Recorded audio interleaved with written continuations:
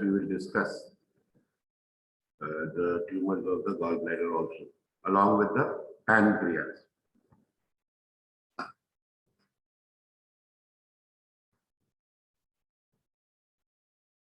Now, the carcinoma of the gallbladder is pretty rare. But it is the most common malignancy of the biliary tract. More common in women, more than 75%. I mean, 3/4 of the patients are older than 65 years.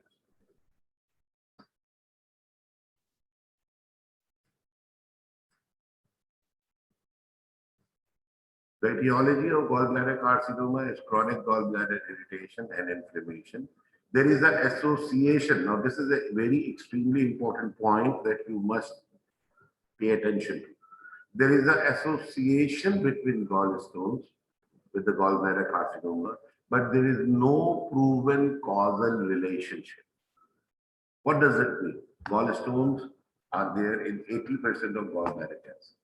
That does not, however, mean that 80% of patients with gallstone will develop gallbladder carcinoma. Now, this is an important point that you must be able to understand.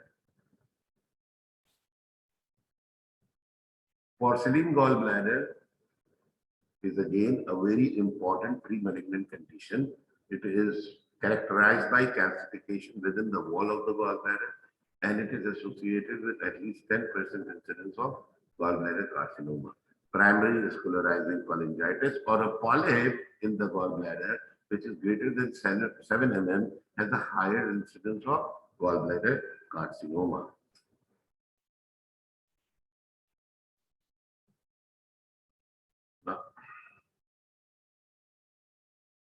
Now, pathology, there is two types, nodular and infiltrated thickening of the wall of the gallbladder by the tumor, and most of them are adenocarcinoma. 90% of gallbladder cancers are adenocarcinoma. Clinical features mostly asymptomatic. So it is a slowly growing tumor in the gallbladder which is silent. When it manifests itself, it manifests late with right upper quadrant pain, weight loss, anorexia, jaundice, and an abdominal mass on clinical examination in the right upper quadrant. So, as I said, that since this is most of the patients are asymptomatic, it is an incidental finding most of the time. When we take out the gallbladder, send it for histopathology, we might find that 1% of elective cholecystectomies with gallstone disease have an occult gallbladder carcinoma, or it is found intraoperatively when the surgeon is taking out the gallbladder cholecystectomy and intraoperatively suspects that this could be a carcinoma. And again, as I said, if post-operatively on histopathology, you can find a gallbladder cancer. A diagnosis is usually done with ultrasound. When you see a mass in the gallbladder wall which is irregular, the sensitivity of the ultrasound is 70 to 100%. CT scan is usually done for staging and at times for diagnosis too, where the mass may be seen replacing the gallbladder, or it will give the extension into the liver, as you can see here in this picture. The management depends on the stage of the disease. You all know that if you want to stage a tumor, the most common staging is T and N. T is the tumor depth of involvement, N is the nodal status, and M is the metastasis. Now, if the tumor is considered as a suspicion, try to avoid laparoscopic cholecystectomy and do an open cholecystectomy, because it's much safer. Okay. If you are doing a laparoscopic surgery or you have done after a staging laparoscopy, you can convert it into an open procedure if cancer is identified or confirmed. Avoid bile spillage or tumor implantation into the port site or the surgical wound. Now, management. Once you have discovered that there is a gallbladder cancer on pathological examination, the T status is the most important thing. Because number one, if you have a metastasis preoperatively, of course you are not going to subject the patient to resection because the tumor has already spread beyond the surgical margin. So there is no point of operating. जब घर में आग लगी हुई हो तो आप चूल्हा जाके उस आग में वहां किचन में नहीं बंद करते हैं जो कि सोर्स है of the fire. You put water all over the house, right? Exactly the same principle in oncology. If the tumor has spread beyond the surgical margins, there is no point. It is a metastatic disease. You have really no benefit of doing surgery. However, if the T is 1, incidental finding, and the margins are negative, you don't need to do any further treatment. Even if it was an incidental finding. Because if the margins are positive, you must reconsider revision surgery. And you should re-explore to resect and do radical cholecystectomy. I'll come back to the point of what makes it a radical cholecystectomy. And of course, if it is unresectable, you go for a palliative, non-surgical chemotherapy or supportive treatment. In order to understand radical cholecystectomy, we must first understand how the lymphatics are involved in the spread of the tumor. One is the direct extension into the liver. The other is lymphatic spread, and the third is the blood wise. Blood will usually end up with metastasis. Lymphatics, they go from the gallbladder into the Callops triangle में node होता है around the cystic artery, which is known as the lymph node of node. From there, it goes along the nodes which are on the either side of the CBD, and then up to the pancreatic, and from pancreatic to the para-aortic. Remember this concept, because when we discuss radical cholecystectomy, this lymphatic drainage will become crucial. When we do a radical cholecystectomy, we take out the gallbladder. आप सबने देखा होगा, most of you must have seen laparoscopic cholecystectomy. We try not to take any part of the liver. We just take out the simple gallbladder. This is known as cholecystectomy. When we do a radical cholecystectomy, we take the margin, 2 centimeters margin of the liver along with it, and we do a lymph node dissection from the hilar plate up to the retropancreatic area. The entire lymphatic drainage, lymphatics are dissected and removed. This is what makes it a radical cholecystectomy. So in summary, an aggressive malignancy clinical presentation is usually like a benign biliary disease or asymptomatic. Most patients present with advanced disease. Treatment is mainly palliative. Prognosis is poor. Median survival is approximately 6 months. ठीक है? ये खुर्रम मुझे पता कैसे चलेगा अगर कोई सवाल कर रहा है, या पता ही नहीं चलेगा? खुर्रम, हेलो, खुर्रम साहब निकल गए। रख लो सवाल बेटा, अगर कोई होगा तो मैं आखिर में पूछूंगा इन लोगों से कैसे पता चलेगा।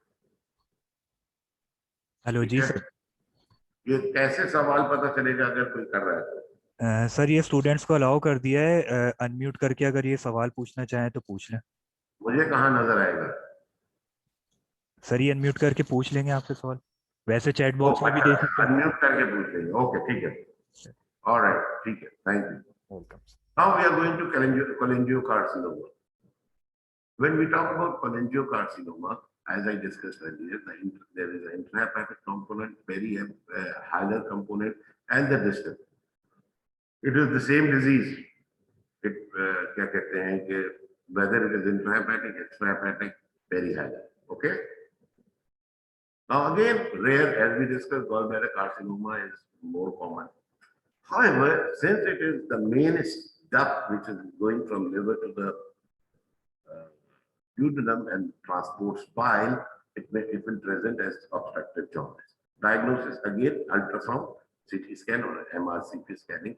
Majority of the patients will receive palliative care only because the disease is pretty bad and aggressive. Prognosis is poor. 90% of the patients will die within the first year of the diagnosis. Adjuvant chemoradiation has limited role.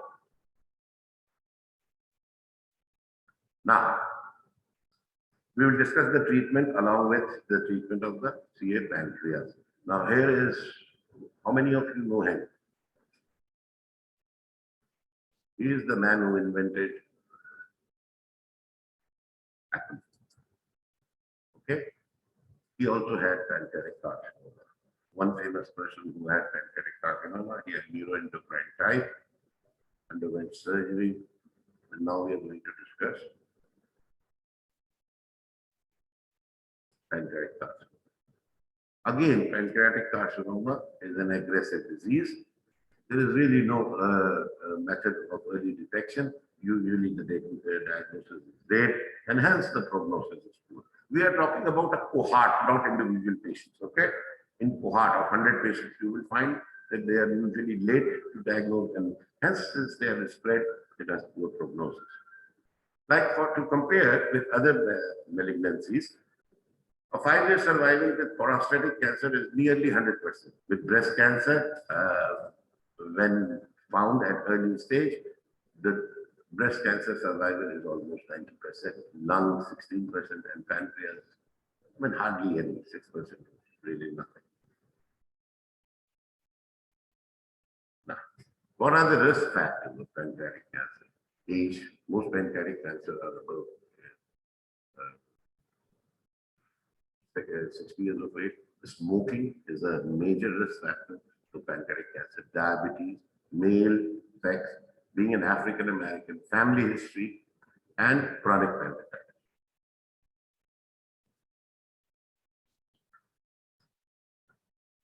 Clinical features: abdominal pain, epigastric pain radiating to the back, yellowish discoloration of sclera and the skin, which is jaundice. Obstruction can cause vomiting. Abdomen, if it starts to have ascites, you will have a distension, which is ascites, itching because of jaundice, and weight loss. These are the clinical features. Now, you will realize that all these, except for jaundice, most of these are suggestive of advanced disease.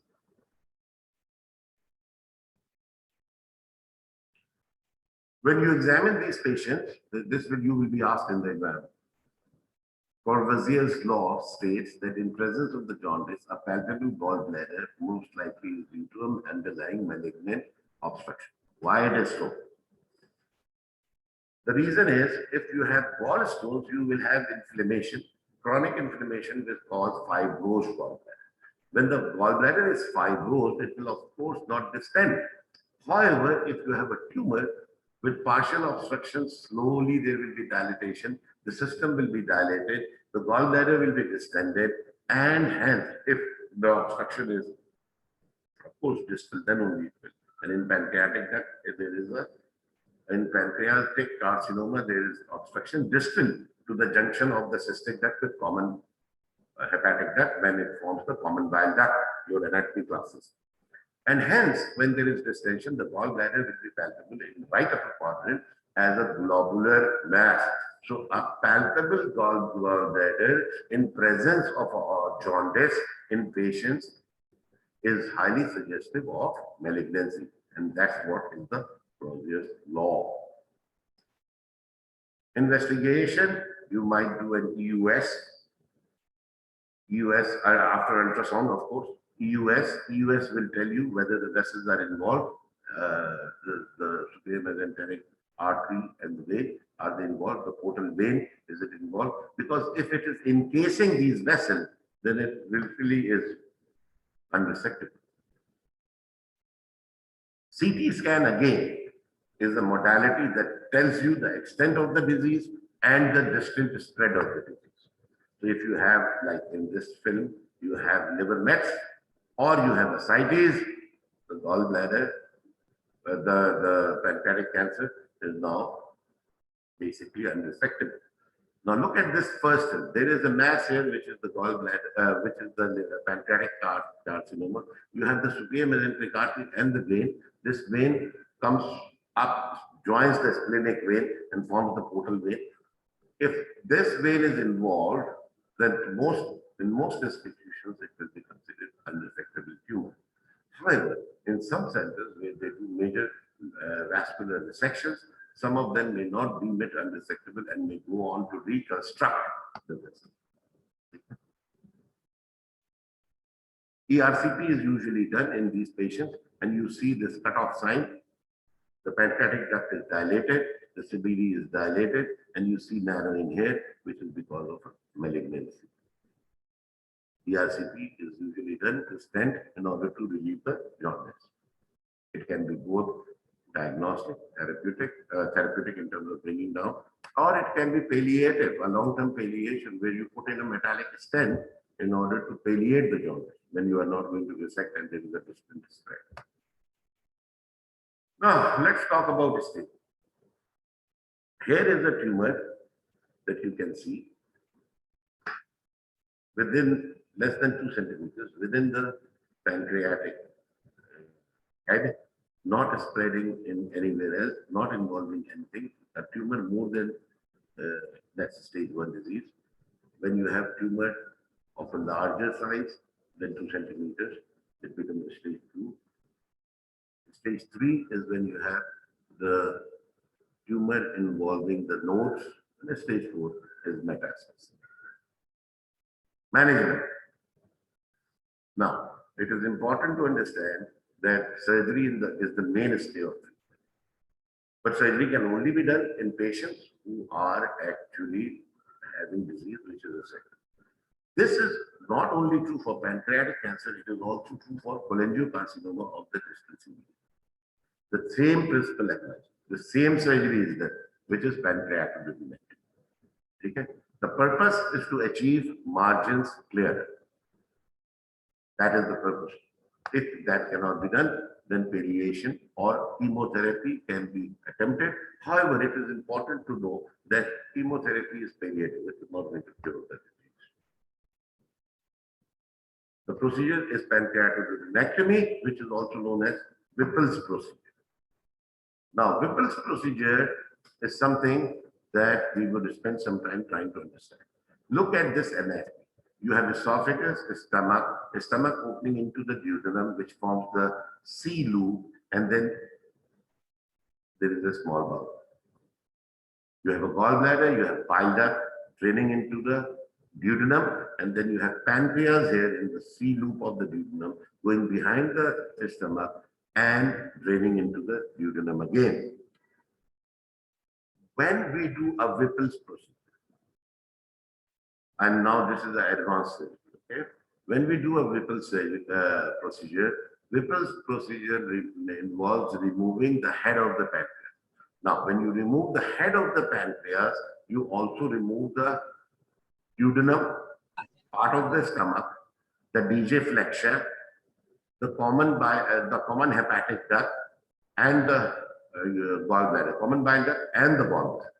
So you divide the common hepatic duct. At one point, pylorus at the other, the head of the pancreas and the DJ flexion.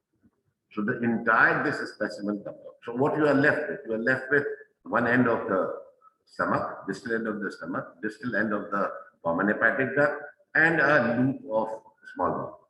Now this is brought back, and then an anastomosis is made between the pancreas and the jejunum, the common hepatic duct and the jejunum, and the stomach and the jejunum.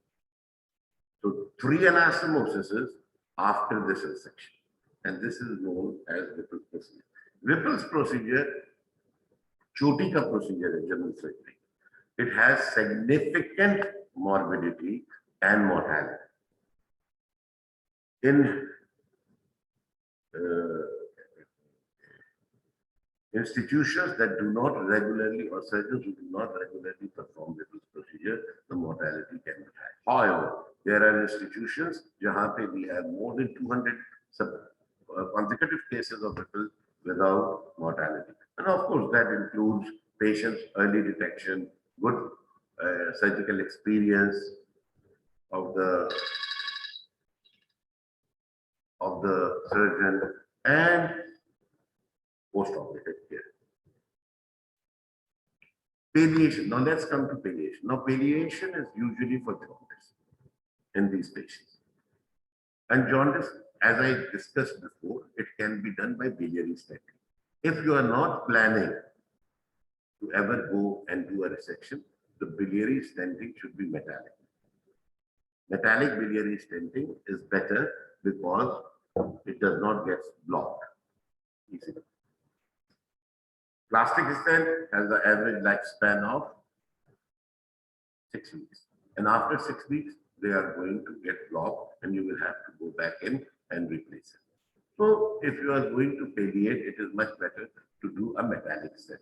However, metallic stents are more expensive and therefore, but long lasting.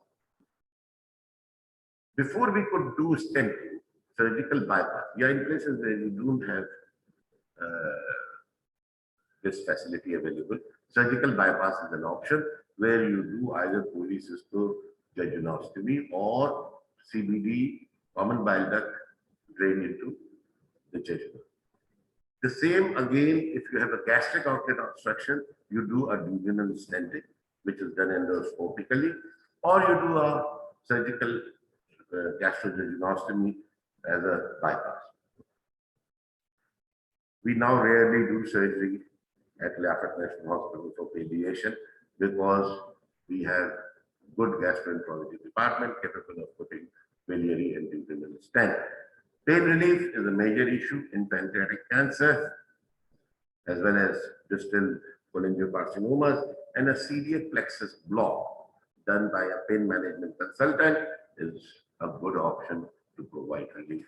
Now, here it is important that although I have written chemotherapy, the role of chemotherapy is only to slow down the process of the progress of the disease, and hence is simply a palliative measure with no cure.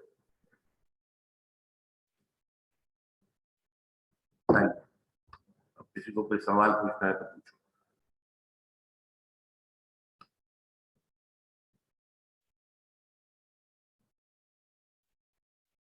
Any question?